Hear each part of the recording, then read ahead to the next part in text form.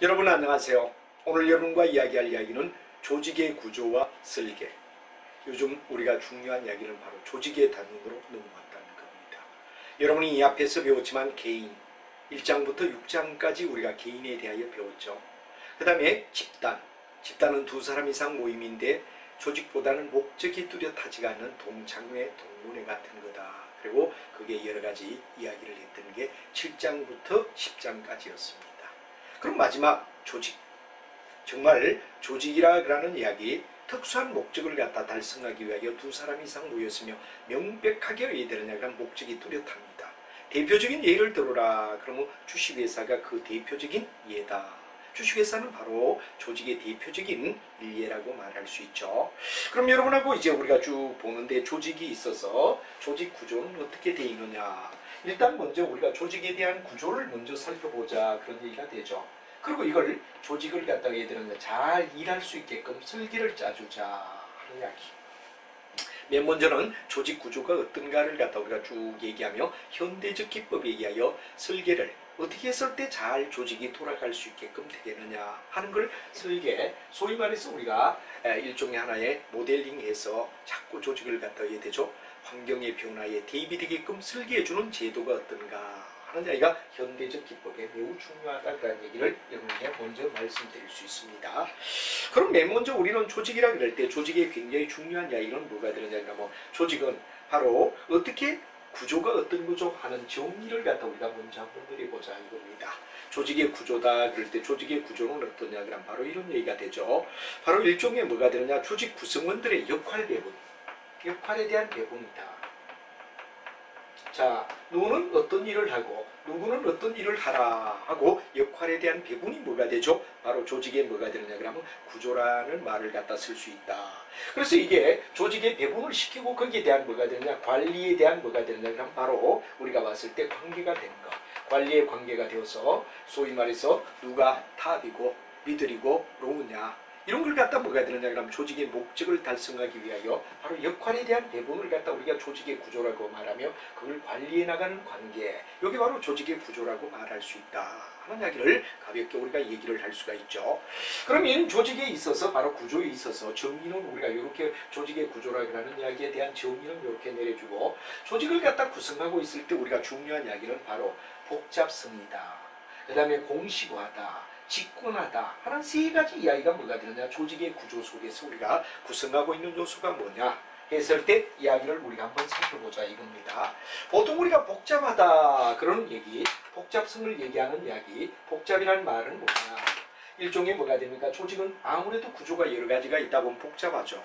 한마디로 말하면 분화가 어느 정도 되었느냐 그러다 보니까 뭐가 되느냐 하나가 아니라 여러로 분리되다 보니까 복잡할 수밖에 없지 않느냐. 그래서 우리가 봤을 때 탑이냐 미들이냐 로우냐 이렇게 계급을 갖다가 나눠 나간다 그러면 바로 하나의 복잡성을 얘기하며 분화의 과정을 얘기하는 거다 이렇게 되죠. 그 다음에 이제 여러분 잘 아는 뭐가 되냐 공식화라는 말은 얼마나 표준화가 돼 있느냐 일에 대하여 표준화가 돼 있느냐. 그래서 우리가 일반적으로 봤을 때 아주 중요한 뭐가 됩니까? 표준화다 그럴 때 표준화는 이미 앞에서도 우리가 배웠지만 4대 3S에서 표준화, 규격화, 바로 단순화 이 세 가지가 뭐냐 3S라고 얘기했을 때 3S에 속하는 하나의 공식화되는 이야기 하나의 표준화가 되는 규격화를 얘기하는 이야기가 되죠. 그 다음에 집권화라는 말은 누가 권력을 잡고 있느냐 그러는 이야기 소위 말해서 의사결정의 집중 정도 의사결정을 내리는 걸 디시전 메이킹이라고 우리가 말하죠. DM이라고 얘기를 한다 이거죠. 의사결정을 갖다 내릴 때 어느 정도 집중되어 있느냐 하는 집중의 정도 집중의 정도를 갖다 우리가 가지고 뭐가 되느냐 그러면 바로 일종의 하나의 집권하다. 예를 들어 탑이 모든 정보를 갖다 탑이 다 가지고 있다. 그럼 탑이 다 가지고 있다 그러면 굉장히 집권화가 된 거죠. 탑이 다 가지지 않고 하부적으로 넘겨줬다 이럴 때 의사결정의 결정권을 하부에 넘겨줬다 이럴 때는 분권화가 되어 있다. 이렇게 우리가 말하는데 집권화의 반대는 분권화다. 집권화의 반대는 뭐가 되냐 분권화를 얘기하는데 이 분권화는 어느 정도 뭐가 됩니까? 바로 권력이 분리되어 있다는 걸 분권화라고 얘기할 수 있다 하는 얘기가 되고 집권화는 바로 의사결정이 뭐가 되느냐 그 집중 정도가 어느 정도로 집중되어 있느냐 이걸 가지고 집권화라고 얘기한다. 그래서 조직을 구성할 때 우리가 그 조직을 분해해봐라 할 때 얼마나 복잡하지? 분화가 얼마나 되어 있느냐 이거죠. 몇 개 층이냐 한마디로 말하면 탑, 미들, 로우 세 개 층이냐 아니면 그 속에서 더 세분화되느냐 하는 등의 분화의 정도를 가지고 우리가 말한다 하면 공시화는 바로 표준화된 정도를 얘기하고 분권화는 의사결정의 바로 디시전 메이킹의 그 정도를 분권화가 되어 있다고 할 때 바로 이야기. 이게 바로 우리가 봤을 때 조직을 갖다 구성할 때 세 가지를 분석한다 하는 이야기를 여러분이 알아두시면 되겠습니다. 그럼 이제 이 복잡성을 갖다 맨 먼저 한번 해보자 이거죠. 복잡성. 조직에 맨 먼저 나오는 복잡성이라는 얘기를 먼저 한번 따져보자 이거죠. 복잡성이라는 말은 바로 여러분이 잘 알지만 조직의 구조가 의해되어 있느냐 하는 이야기를 설명하죠. 맨 먼저 첫 번째 나오는 이야기가 바로 수직적 분화다. 그런데 수직은 바로 여러분 피라미드를 생각해야 되죠. 피라미드를 갖다 생각하며 우리가 수직이다 그럴 때는 계급이 있습니다. 그죠? 계급이 있어서 탑, 로우, 탑, 미들, 로우. 그래서 일반적으로 우리가 잘 알지만 탑, 미들, 로우로 이해되느냐 그러면 나눈다. 함 이건 뭐가 되느냐 그러면 바로 계급을 나타내는 하나의 뭐가 되죠? 일종의 분권화의 복잡성을 설명할 때 이야기가 되죠. 이렇게 계급의 이야기가 일어난다 그러면 이건 뭐가 되죠? 수직적이다. 계급이 있다 그러면 이건 수직이다 이거죠. 그럼 같은 계층 내에서 이해되느냐 그러면 옆으로 같은 만약에 과장들 속에서 이해되느냐 옆으로 나눠주는 거 이걸 갖다 수평적 분화라고 얘기를 하죠. 일반적으로 수평적 분화다 그럴 땐 바로 세분화가 되었다는 얘기를 갖다 얘기하고 세분화가 되었을 때 어느 정도 뭐가 되느냐 그럼 바로 우리가 봤을 때 뭐가 됩니까? 이루어졌느냐 수평적으로. 그래 하부 단위가 몇 개? 동일한 계급이 몇 개 세분화되어 있느냐. 동일한 계급에 뭐가 되느냐 그럼 바로 세분화를 갖다 얘기한다. 그게 뭐가 되느냐 수평적 분화라고 얘기하죠. 그 다음에 이제 지역적이다 그럴 때는 지역에 보통 우리가 가장 많은 이야기는 AS 센터를 갖다 우리가 들면 바로 일종의 하나의 지역적 분화다 하는 말을 쓰는데 이 AS 센터가 지리적으로 일반적으로 지역마다 의되느냐 그럼 AS 센터를 둔다. 그건 바로 지역적 분화라고 우리가 말하는 대표적 예가 바로 AS 센터 같은 경우다. 이렇게 되죠. 그래서 여러분이 잘 알지만 지리적으로 우리가 볼 때 삼성 같은 경우는 뭐가 되느냐 그럼 우리가 봤을 때 삼성은 전국 지역에 뭐가 되느냐 그럼 AS 센터가 60개 정도 분화가 되어 있다 하는 얘기가 되죠. 근데 일본의 소니사가 우리나라에 들어와서 AS 센터를 갖다 우리가 가지고 있는 거는 몇 개 정도냐 그러면 전체 합해봐야 전국에서 뭐가 되느냐 그럼 10개 정도 밖에는 없다 이거죠. 그래 삼성이 훨씬 더 소니보다는 어떠죠? 지역적 분화가 잘 돼 있다라고 말할 수 있다 하는 이야기. 이건 바로 지역적 분화를 갖다 얘기하는 하나의 내용을 갖다 나타내더라. 그래서 얼마나 복잡하냐 하는 1번의 답은 수직으로 어떻게 돼 있고 수평으로 어떻게 되고 지역적으로 어떻게 되느냐. 수직은 말 그대로 탑, 미들, 로우로 나타내고 수평은 바로 동일한 계급 속에 세분화된 정도를 얘기하고 지역은 바로 지역마다 지리적인 분화를 얘기하며 삼성의 AS 센터가 전국에 60개 있다. 그러면 소니사, 일본의 소니가 우리나라에 뿌려놓은 바로 지역적 분화는 한 10개밖에는 되지 않는다 하는 이야기를 설명하는 것은 어느 정도 복잡한냐를 얘기할 때 계급 아니면 뭐가 됩니까? 수평 아니면 지역 이 세 가지 이하여 권한을 갖다 바로 분산하는 걸 갖다 우리는 일반적으로 뭐라 그러냐 복잡성이다 이렇게 되죠. 그럼 복잡성이 끝났다면 다음 이야기는 뭐냐? 얼마나 공시화되어 있고 얼마나 분권화되어 있느냐. 두 번째 공시화와 분권화를 우리가 나눠보자 하는 말이 중요한 이슈가 될 것 같습니다. 그래서 여러분하고 뭐가 되느냐? 두 번째 이야기로 우리가 넘어가서 이야기를 친다 그러면 뭐로 하느냐? 바로 얼마나 공시화되어 있느냐. 공시화는 바로 이런 얘기가 되죠. 규칙과 규제를 공시화라고 말한다. 일종의 하나의 뭐가 되죠? 이제 조직을 얘기할 때는 복잡성이라고 하는 계급을 계급적으로 아니면 수평, 수직, 지리적 세 가지로 이하여 구분하는 걸 갖다 복잡성에 의하여 바로 구분했다. 그럼 이번에는 공시화라는 말이 나오죠. 공시화. 공시화의 뜻은 뭐가 되느냐 그런 얘기가 많은데 하나의 뭐가 되느냐 그럼 바로 과업을 수행할 때 규칙, 규제. 규칙과 규제를 갖다 우리가 뭐라 그러냐 공시화라고 얘기한다. 규칙. and 뭐가 되느냐 규제. 규칙과 규제를 갖다 우리가 묶어서 뭐라 그러냐 공시화라고 말할 수 있다 하는 말이 되죠. 그래서 일반적으로 공시화는 구성원들의 행동이나 어떤 내용을 갖다가 해야 되느냐 그러면 바로 통제가 용이하게 하기 위하여 공시화시켜줘야 된다. 이건 너는 어떤 일까지 할 수 있다 그러는 걸 공시화시켜주자 이거죠. 그리고 불확실성을 감소하자. 그 다음에 뭐 어떤 면은 경제성을 갖다 높여주자. 그리고 공평성을 유지한다 하는 네 가지가 바로 우리가 봤을 때 공식화시켜주는 하나의 필요성이라고 말할 수 있다. 이렇게 우리가 얘기하죠. 그 다음에 이제 직권화라는 말은 바로 그 말 그대로죠. 아까도 말했지만 뭐가 되느냐. 올바른 정보를 탑만 가지고 있다. 그럼 엄청난 직권화가 되는 거죠. 그러나 올바른 어떤 정보를 갖다가 하부에도 나눠졌다. 그럼 이건 바로 직권화의 반대인 분권화를 얘기한다. 이런 말이 되죠. 그래서 공식적인 권한을 갖다 얘기하며 자유재량권에 대한 관계를 얘기하며 정보의 여과 과정을 얘기해서 지역적 분화 이런 것들이 어디 되느냐 그럼 연관을 갖는다 하는 말이 우리 책에 나와 있는데 그런 얘기 속에 정보가 어떻게 돼 있느냐, 정보를 누가 가지고 있느냐, 정보의 집중 정도가 어떠냐, 예를 들어 한쪽에 집중되어 있느냐 아니면 분산되어 있느냐 하는 걸 우리는 얘기하는데 일종의 직권화는 정보를 갖다 탑만 가지고 있다. 정보의 집중적으로 탑만 가지고 있다. 이렇게 될 때 이건 뭐가 되죠? 직권화를 얘기하며 직권화의 반대적 개념은 뭐가 되냐? 권리가 분리되어 있는 분권화라고 불러줄 수 있다. 하는 이야기 이걸 갖다 여러분이 이해를 해야 되죠. 직권화의 반대가 뭐가 되죠? 분권화다. 이런 말을 됩니다. 그럼 우리가 일반적으로 봤을 때 국제화라는 말을 갖다 정말 많이 듣는다. 삼성이 뭐가 되냐? 그럼 본사는 한국에 두고 홍콩이나 아니면 뭐가 되냐? 베트남이나 이런 쪽에 각각 지사를 갖다 두는데 이건 뭐가 되느냐? 그럼 바로 우리가 봤을 때 하나의 국제화를 갖다 얘기하는 하나의 뭐가 됩니까? 국제화라고 얘기를 하죠. 그래서 이건 뭐가 되느냐? 국제화가 될 때 일종의 하나의 뭐가 되느냐? 그럼 바로 이렇게 분리돼서 운영한다. 그럼 그렇고 다음 뭐가 되느냐? 그럼 국적기업이라는 말이 나오죠. 국적기업. 이 국적기업은 바로 여러분 잘 아는 뭐가 되느냐? 그러면 바로 조인벤처가 된 것. 조인트 벤처다. 그러니까 그 여러 나라가 뭐가 되느냐? 그럼 합작 투자를 했다. 합작 투자. 이 합작 투자가 되면 권한은 뭐가 됩니까? 바로 분산되게 된다.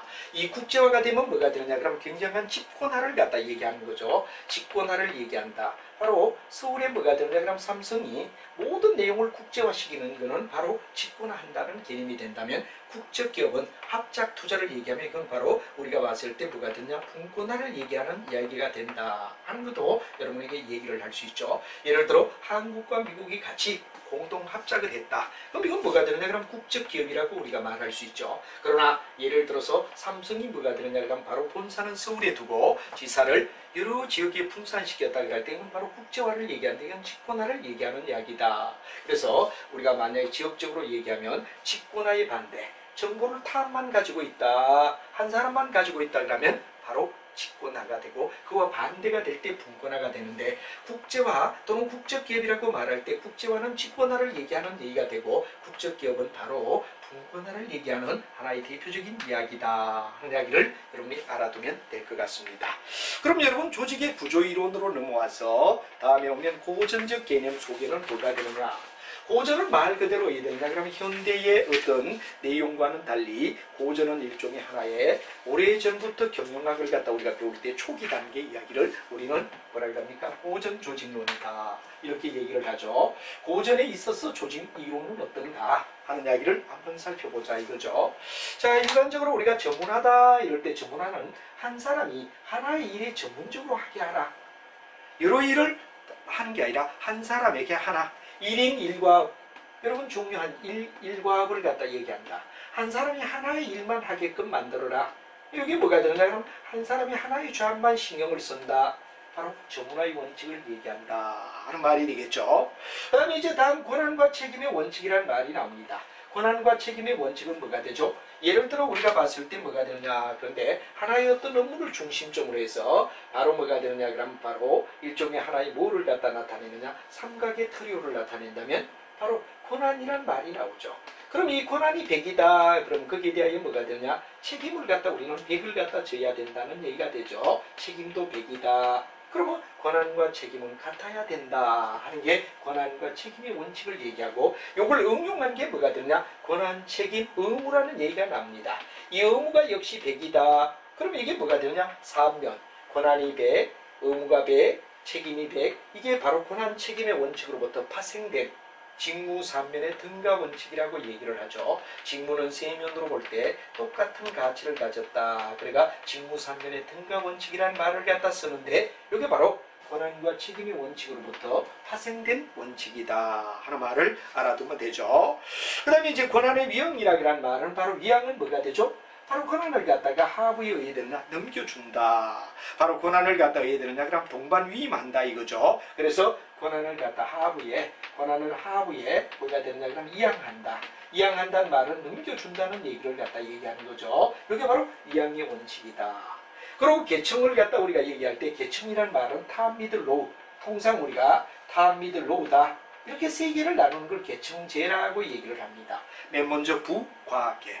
한마디로 말하면 여기는 뭐가 되죠? 부장이 나오고 과장이 나오고 계장이 나오는 부과 계로 나눈다. 그럼 이건 뭐가 되죠? 한마디로 우리가 봤을 때 하나의 계층제 원칙이라고 얘기를 하더라.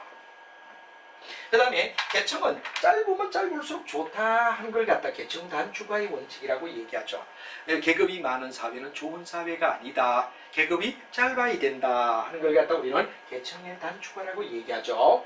그 다음에 이제 우리가 중요한 기능화라는 말은 바로 일종의 능력별로 한마디로 하면 계획과 작업을 갖다 분리시켜 준다. 그런 게 기능화라고 얘기하죠. 그 다음에 이제 스텝이라는 말이 나오는데 스텝은 라인이 명령을 내리면 스텝은 전문 지식을 갖다 도와주는 전문 지식이라는 말을 갖다 우리가 쓸 수 있죠. 이걸 도와줘서 바로 스텝 조직을 갖다 활용하자. 그래서 우리가 일반적으로 봤을 때 뭐가 되느냐 그러면 이런 얘기가 나오겠죠. 일반적으로 직권한을 나타내는 소위 한 사람이 모든 명령을 갖다 다 내리는 조직을 갖다 우리는 일반적으로 라인 조직이라고 얘기를 하죠. 그래서 라인 조직이 여기 나왔다 그럴 때 이게 라인 조직에서 뭐가 됩니까? 우리가 봤을 때 이게 한 선으로 쭉쭉 갈 때 라인 조직이라고 우리가 말을 하죠. 라인이다. 바로 명령을 내리는 조직을 갖다 얘기하는 거죠. 명령을 내리는 조직이다. 지휘부라고 얘기하죠.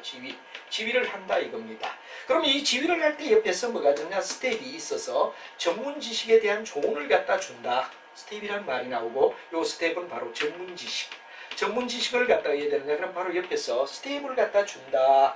이게 바로 스텝이라는 얘기가 나오죠. 그래서 라인이 있다면 스텝이 있어서 라인 스텝 조직이라는 말을 많이 썼는데 스텝은 바로 전문 지식에 대하여 전문적으로 조언을 주는 단체를 갖다 우리가 얘기한다 하는 말을 여러분이 알면 될 것 같습니다. 이렇게 해서 우리가 일반적으로 봤을 때 이 하나의 조직이라는 이야기를 갖다 우리가 할 때 조직의 고전적 조직은 반드시 뭐가 되느냐 그러면 이러한 원칙을 갖다 지켜줘라. 전문화의 원칙. 전문화는 한 사람이 하나의 어떤 기능, 과업을 하나 주는 것. 권한과 책임은 같아라. 이게 바로 더 발전된 게 권한, 책임, 의무, 직무, 삼변의 등가 원칙이라는 말을 쓰죠. 그 다음에 권한을 하부에 넘겨줘라. 계층은 짧을수록 좋다.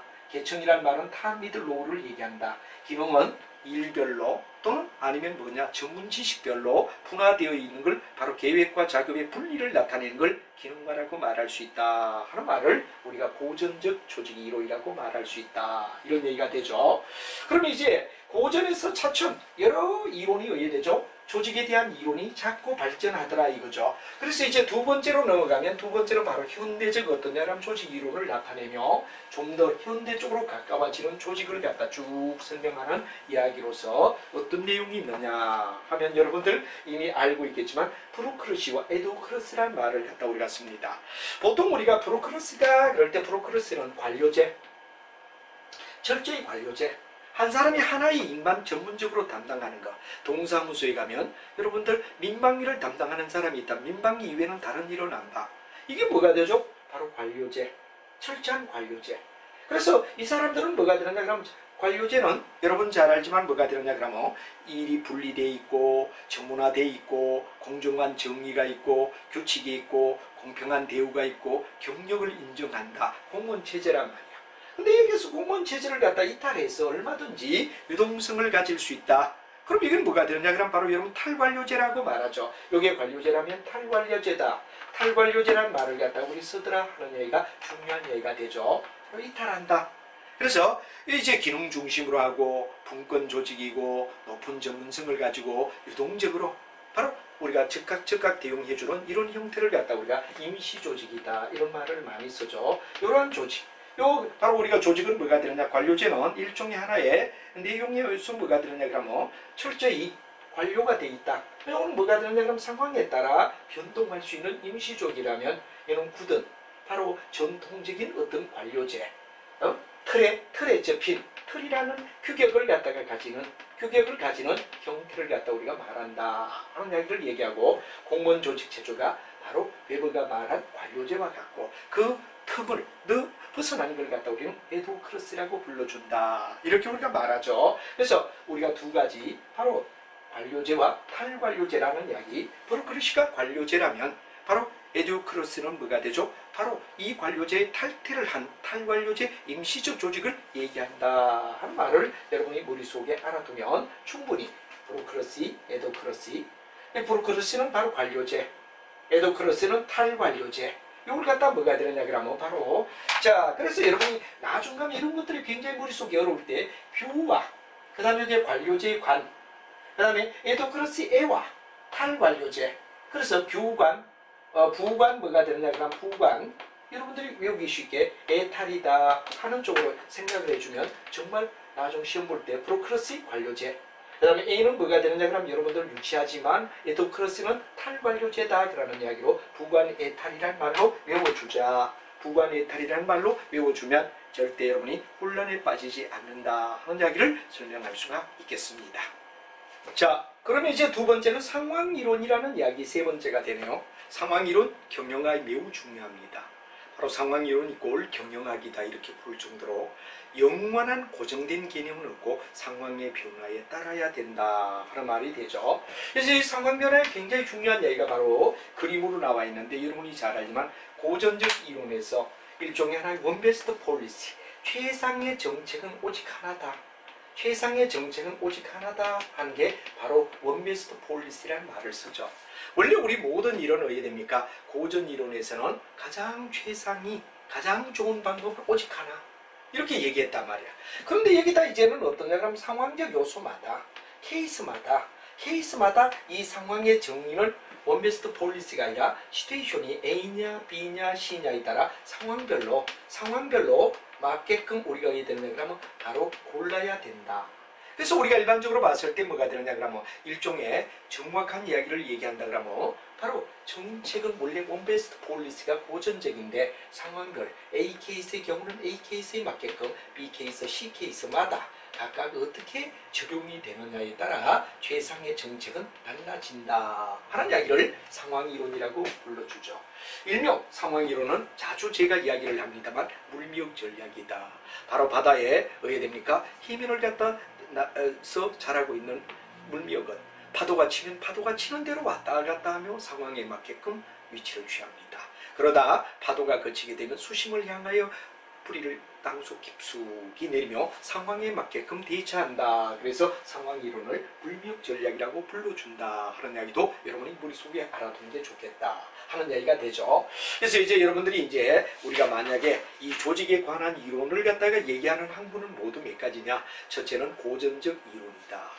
고전적 이론은 이건 누가 말했죠? 웨버의 관료제라는 이야기. 한마디로 말하면 관료제, 웨버 아니라 웨버는 관료제 공무원을 얘기하는 이야기가 된다면, 이보다도 바로 여러분들 프랑스 페요란 학자가 뭐를 주장했습니까? 여러 가지 조직을 이끌어갈 때 지켜야 할 전문화다, 그 원한의 원칙이다, 권한위항이다, 개청제다, 스텝 원칙이다, 뭐 이런 이야기를 쭉 설명한 건 바로 여러분들 잘 아는 프랑스 페요리 주장한 고전적 바로 조직 이론이었다. 그렇다면 이제 바로 아까 말하던 부관의 탈, 바로 브루클스는 관료제를 얘기하고, 그 다음에 뭐냐, 에도크러스는 탈관료제, 관료제보다는 훨씬 이탈된 자유로움을 주는 이야기, 요 두 가지, 부관의 탈이라는 말 유치하지만 암기하는 게 좋습니다. 그래도 우리가 시험지를 딱 받았을 때 뭐가 되느냐, 암기되어 있는 상태와 그냥 무방비로 가는 거는 차이가 있죠. 그래서 브루클스는 바로 부관 관료제고, 에도크러스는 탈관료제다. 그러니까 부관 에탈이라는 말로 외워주자 하는 얘기가 되고, 그 다음에 이제 요즘 가장 많이 쓰는 상황이론, 바로 최상의 정책에다가 상황이 어떠냐에 따라 원 케이스, B 케이스, C 케이스 여기에 따라 각각 대처술이 달라져야 된다 하는 이야기를 상황이론이라고 불러준데, 이 세 가지가 보통 조직을 이끌어가는 원칙 속에 나와 있는 이야기다. 그러니까 고전적 이야기에 바로 관료제의 여러 가지 뭐가 됩니까? 하나의 우리가 제목을 뭐라고 되느냐? 그럼 고전적 조직 이론이라고 불러뒀죠. 그러다 브로크러시, 그 다음에 뭐가 되느냐? 부관 에탈. 세 번째 나오는 얘기가 조직은 상황에 따라 대처하는 게 바람직하다. 그런 상황 이론을 얘기하는 요 세 가지가 바로 뭐가 되느냐 그럼 바로 조직에 관련된 이론이다 하는 걸 여러분이 알아두면 되죠. 그래서 바로 옛날부터 써오던 내용, 그 다음에 부관, 애탈이란 말, 그리고 세 번째 상황 이론, 이까지가 현대 이론에 이르는 과정이었다. 그럼 이번에는 조직의 구조로 우리가 넘어가서 조직은 어떻게 구성되어 있죠? 조직의 구조란 말은 조직의 구성이 어떻게 되어 있죠? 조직의 구성은 어떻죠? 하는 이야기를 갖다 설명하는 게 바로 조직의 구조라고 말할 수 있다 하는 이야기가 되겠습니다. 조직은 어떻게 구성되어 있죠? 하는 말에 첫 번째 이야기가 라인 조직이란 말을 써. 라인 조직이란 말은 뭐가 되죠? 명령이 되는, 소위 군대식 조직이다. 그런 이야기를 라인 조직이라고 얘기를 하죠. 그러니까 여러분이 이제 중요한 이야기는 라인 조직은 그냥 명령 계통을 따라 쭉 흘러가는 군대식 조직. 한 개수만 쭉 있을 때 이건 뭐가 되죠? 바로 철저히 라인. 라인은 뭐가 되느냐? 명령만 내리는 조직이다. 군대식 조직이라고 말하죠. 군대식이다. 이런 말을 우리가 쓸 수가 있습니다. 그죠? 그래서 이제 스텝은 뭐가 되느냐? 이게 바로 전문가들이 나타났어. 이게 라인이라면 라인은 명령만 내리죠. 명령만 내린다는 얘기가 되죠. 그러나 여기에 스텝은 뭐가 되느냐? 전문 지식에 대한 조언을 갖다가 각각 어디되느냐? 건너준다 하는 이야기가 바로 여기는 전문 지식. 전문 지식에 대한 뭐가 되느냐? 그럼 바로 우리가 봤을 때 교훈을 주는, 소위 스텝이다. 이래 돼서 보통 라인 조직만 가지고 있는 단점을 보완하기 위하여 스텝 조직이 옆에서 도와준다. 그리고 학교의 교육체제로 본다면 사립학교의 교장이 뭐죠? 라인입니다. 그럼 그 교장을 도와주는 스텝이 누구죠? 교감입니다. 근데 라인과 스텝이 서로가 왜 되느냐 그러면 잘 지나면 좋은데 항상 라인과 스텝의 갈등이라는 문제가 중요한 이야기가 되죠. 라인 스텝의 갈등, 라인의 명령과 스텝이 뭐가 되느냐? 조언이 충돌을 일으킬 때가 있다 이거죠. 그래서 명령인지 조언인지, 명령을 따라야 되나 조언을 따라야 되느냐, 하나의 획일적이 아닌 서로가 상호 조합이 된다면 좋은 조직이 되는데 이게 흔들려버리게 되면 밑에 있는 사람은 상당히 라인과 스텝에 대한 갈등을 느끼게 된다. 조언에 대한 갈등을 느낀다 하는 말을 우리가 쓰게 되는 겁니다. 그런 이야기가 라인 조직이다. 그럼 라인 조직이 지나면 기능식이란 말이 나오죠. 기능은 일별로, 한마디로 말하면 일하는 형태별로 바뀌는 게 뭐가 되냐? 펑션이다. 펑션은 바로 일별이란 말이 나옵니다. 일별로 조직을 갖다가 우리가 구분하며 나가는 걸 갖다가 바로 펑션 조직이다 하는 말을 쓰죠. 펑션은 바로 일별로 조직을 짜는 걸 갖다 펑션 조직이라고 얘기하는데 우리가 같이 한번 보며 이야기를 하도록 하죠. 자, 기능식 조직이다 그럴 때 기능은 일별로기 때문에 우리가 그림을 갖다 이렇게 그린다 그러면 한 선으로 쭉 가면 라인 조직이라고 우리가 말을 했죠. 근데 여기는 어디 되느냐? 일별로 왔다 갔다 하기 때문에 라인이 왔다 갔다 하는 형태. 이런 형태를 갖다 우리는 뭐라고 하죠? 바로 여러분들 중요한 기능식이다.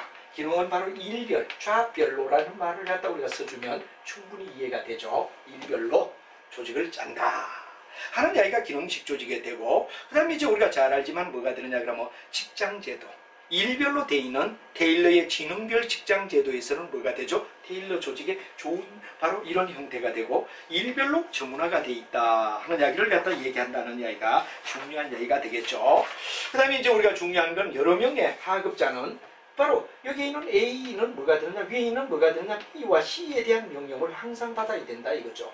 윗사람에게 누구에게나 명령을 받은 이중적 명령을 받을 수 있는 조직이 바로 뭐가 되느냐, 기능식 조직이다. 왜? 일을 진행하다 보면 관련이 되면 위에 있는 사람이 얼마든지 자기 부서가 아니라도 명령을 내릴 수 있다 하는 이야기가 되죠. 여기에 장점은 전문화, 일별로 철저히 전문화가 되어 있다는 이야기가 중요한 이야기가 되겠죠. 전문화다. 그 다음에 뭐가 되느냐 그러면 종업원 양성을 갖다가 뭐가 됩니까? 종업원의 기능 양성을 단기에 처리할 수 있다. 왜? 일 딱 한 가지만 전문적으로 하면 되니까. 예를 들어 자동차 핸들을 갖다 우리가 만약에 꼽는 작업만 한다 그러면 컨베이어 벨트 위에서 다른 자동차를 만드는 사람 각각 일이 분리되어 있단 말이야. 그러면 핸들만 의뢰되죠. 제자리에 정착시키며 작업을 하면 된다. 그러니까 단기에 한 가지만 하면 되니까.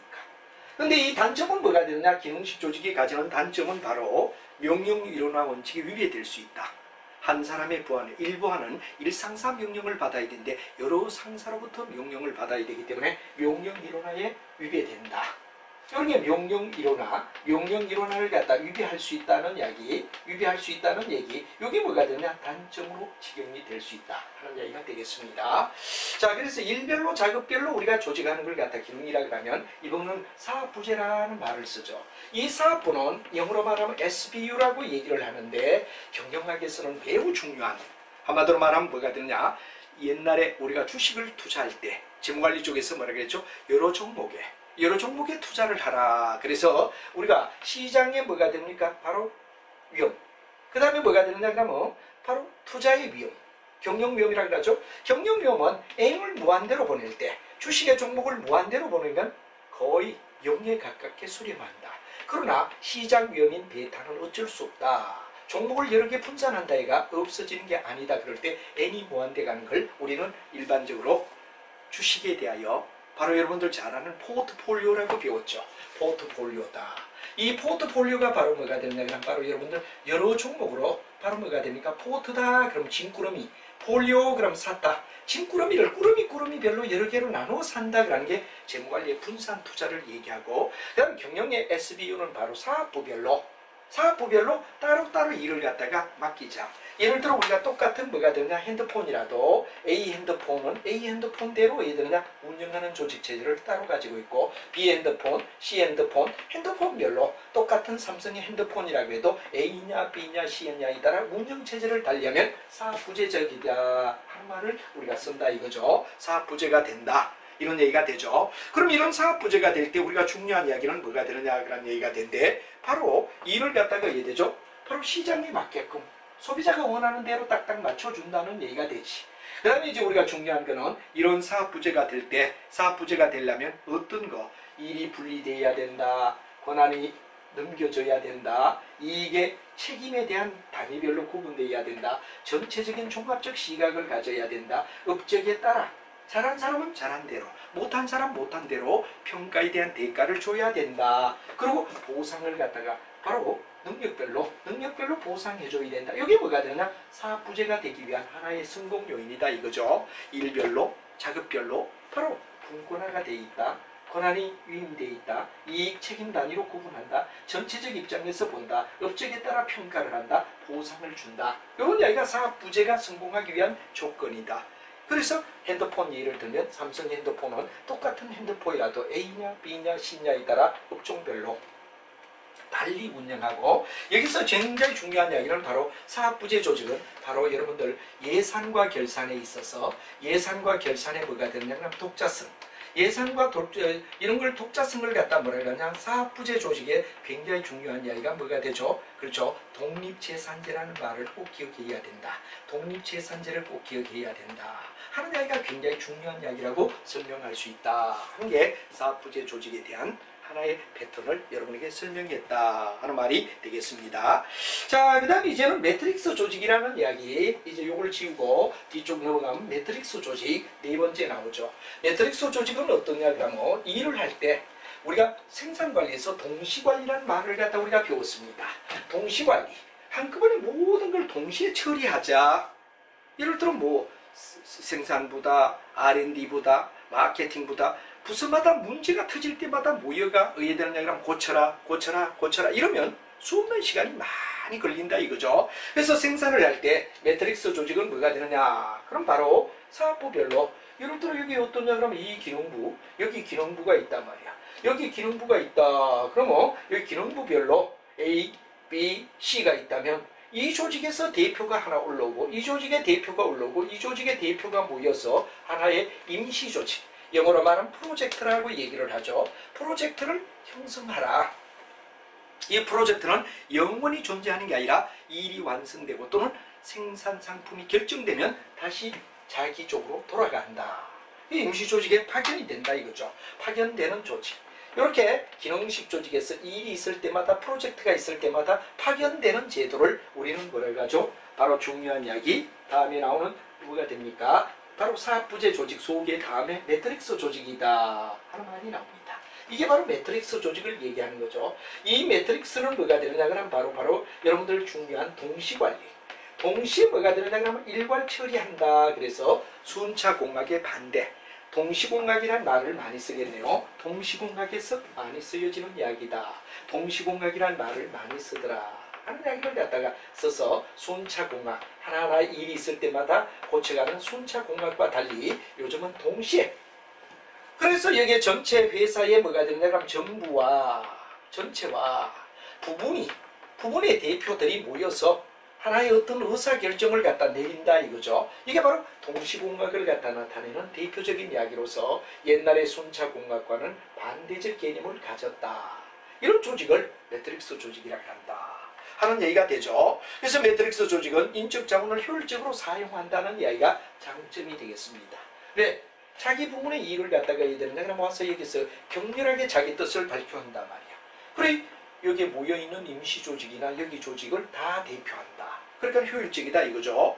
그 다음에 여기서 중요한 단점은 이 사람은 원래 기능식 조직의 뭐냐 그러면 높은 사람과 이 또 얘들은 프로젝트의 높은 사람의 관리자의 지도를 받아야 된다.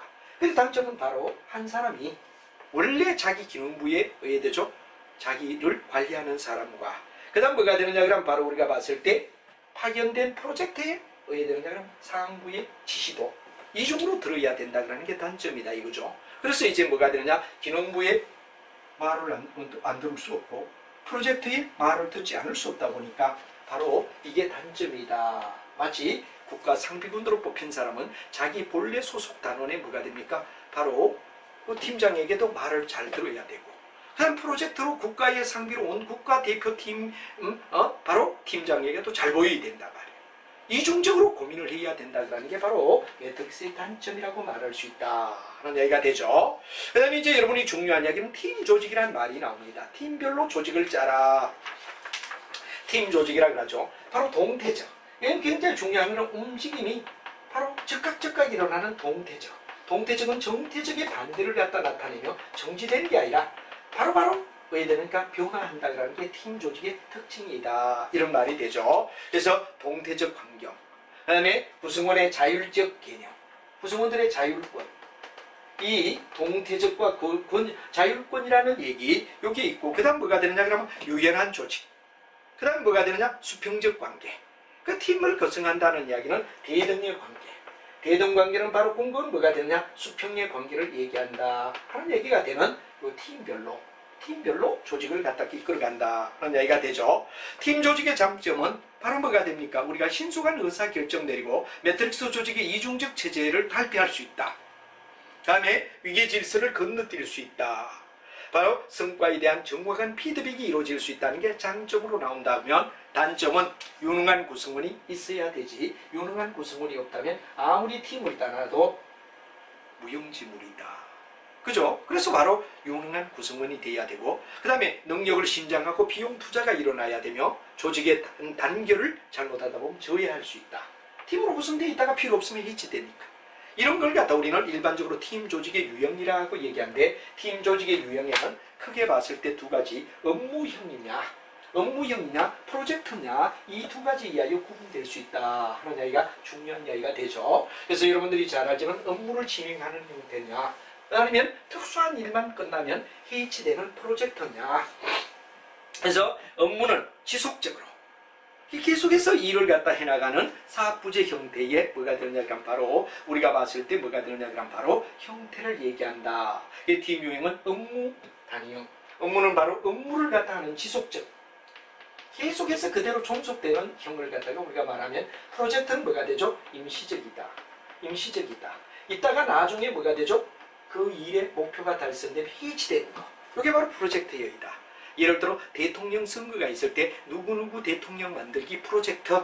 그러면 그 형태들이 모여있는 형태를 프로젝트라고 한단 말이에요. 대통령 선거가 끝나면 해치돼 버리지.